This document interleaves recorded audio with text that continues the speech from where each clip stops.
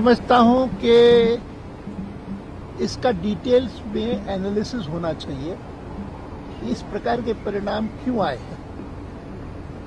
मैं वर्षों में कम से कम 1.5-2 साल से, जब से लेकर के ये कॉमनवेल्थ गेम्स हुई हैं, तब से लेकर के लगातार कहता रहा हूं कि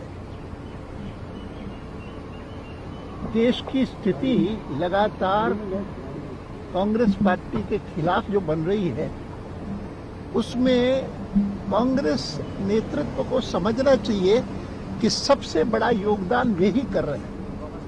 हम विपक्ष में हैं, हम उसका लाभ जरूर उठाना चाहेंगे, लेकिन हम कितनी भी मेहनत करें, जितना वो कुछ कर रहे हैं, इस बात को सुनिश्चित करने के लिए कि आने वाले 2014 के लोकसभा चुनाव में कांग्रेस पार्टी की सरकार हार जाए और भारतीय जनता पार्टी की सरकार विजयी होकर के नई दिल्ली में विराजमान हो।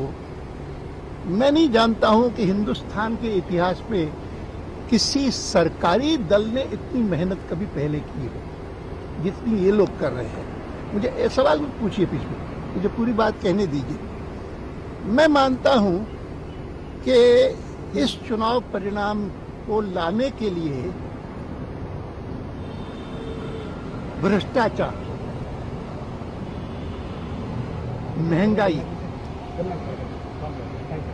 और कुशासन, ये 3 प्रमुख कारण बने हैं, जिसके कारण आज का ये परिणाम आया है।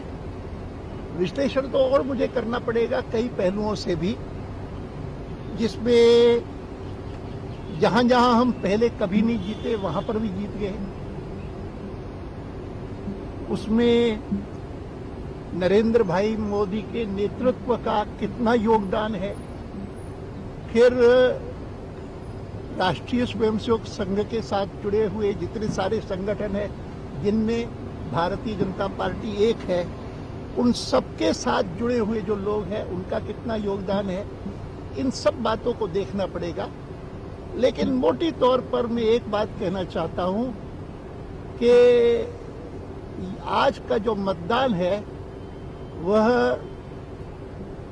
भ्रष्टाचार के खिलाफ है, कुशासन के खिलाफ है और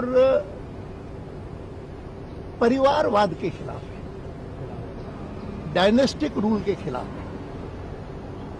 और इन सब बातों को ध्यान में रख करके शासन में जो भी लोग हैं या जो राजनीति में लोग हैं, उन सबको अपने अपनी बारे में, व्यक्तिगत रूप से अपनी अपनी पार्टी के बारे में सामूहिक रूप से सोच करके और उसका परिवार्जन करना चाहिए।